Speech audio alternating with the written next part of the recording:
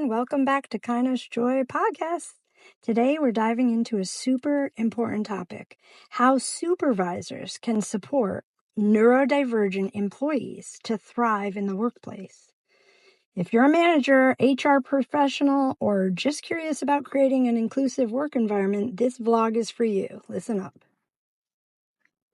Okay, so neurodivergent folks, like those with ADHD, autism, dyslexia, or other conditions, bring unique strengths to the table, but they may need specific accommodations to shine. There's Bitsy. So be patient.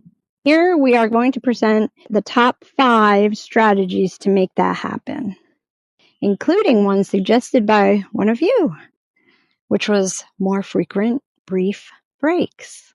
So stick around and let's make workplaces work for everyone. Oh, and don't forget to like, subscribe, and hit that bell for more tips. Strategy number 1, flexible, brief break times. First up, let's talk about more frequent brief breaks. What does this mean? Neurodivergent employees, especially those with ADHD or sensory processing differences, can struggle with sustained focus or sensory overload. It's not because we are distracted as much as it's that we have a lot going on in our brains and we are hyper-focused to many different things. So it's hard to channel in on one particular thing, especially if it's not as stimulating as another.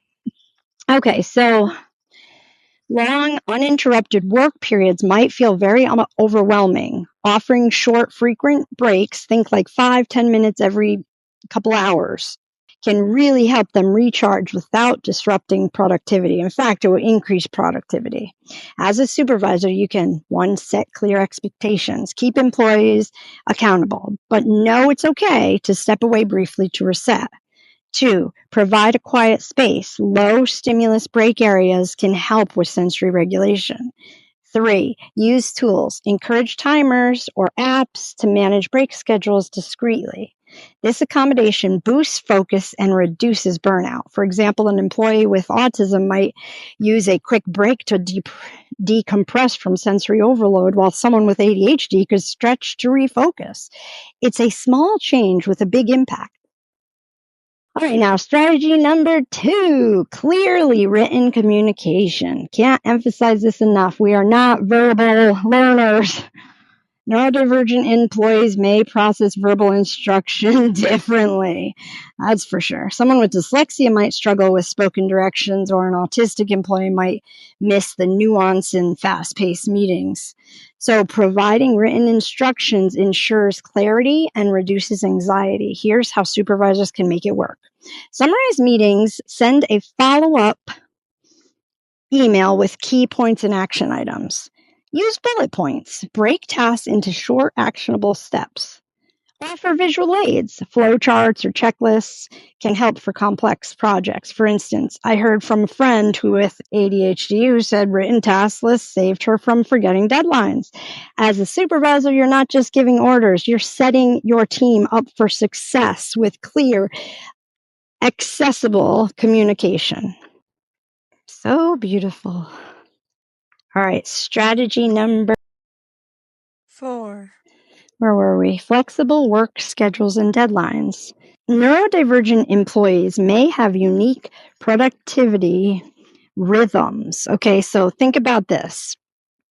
Someone with ADHD might hyper-focus late at night but struggle with 9 to 5 hours. Others, like autistic employees, might need predictable schedules but flexibility around non-essential tasks. So supervisors can accommodate by allowing remote or hybrid work. If possible, let employees choose where they're most productive. You could also adjust the hours. Permit later starts or staggered schedules as long as the work gets done. You could also negotiate deadlines, break projects into smaller milestones to reduce overwhelm. It's pretty, huh? Trees look even greener. All right, I'm playing around with the filters. Okay, here we go. So the flexibility respects the individual's needs while maintaining accountability. So imagine an employee who thrives when they can work at their peak energy level and their peak energy times. Productivity soars and everyone wins. Strategy number 5. Sensory-friendly work environments. So picture this. Many neurodivergent folks are sensitive to noise, bright lights, or cluttered spaces, which can make typical office feel chaotic.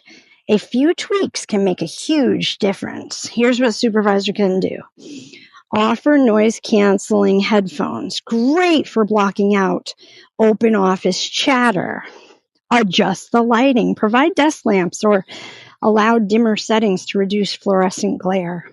Designate quiet zones, a low stimulus area for focused work or breaks. For example, an autistic employee might find fluorescent lights distracting, but a desk lamp could help them focus. Something as simple as that. Even these small changes like reducing background music in shared spaces show you're listening to your team's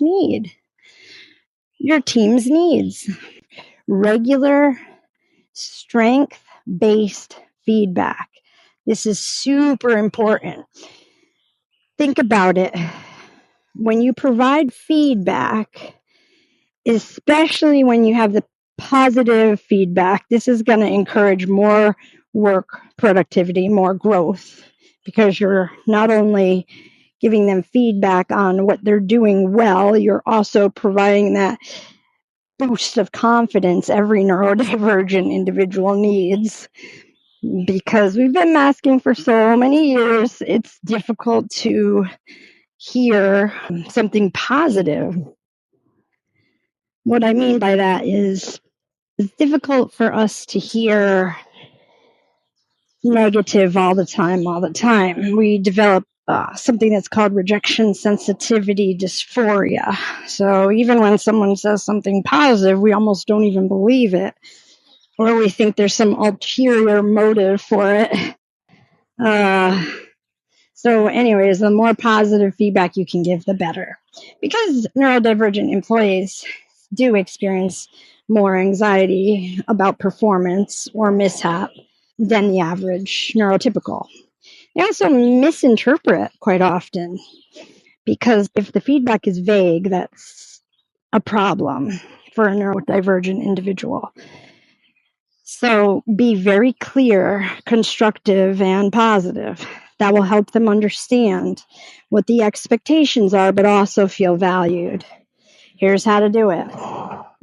Schedule consistent check-ins, weekly or bi-weekly, one-on-ones to discuss progress. Highlight their strengths. Acknowledge their unique skills like creativity and ADHD or attention to detail and autism.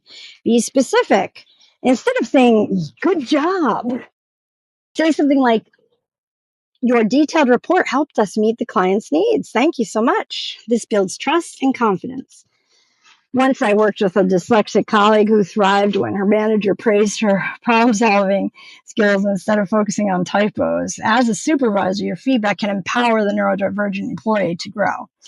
These are real, concrete ways to help them and to help you in your business. Yoo-hoo! We did it! There you have it, the top 5 strategies to support neurodivergent workers. Brief breaks, clear communication, flexible schedules, sensory-friendly spaces, and strengths-based feedback. These accommodations don't just help neurodivergent employees, they actually make the whole team stronger and your workplace more effective and inclusive.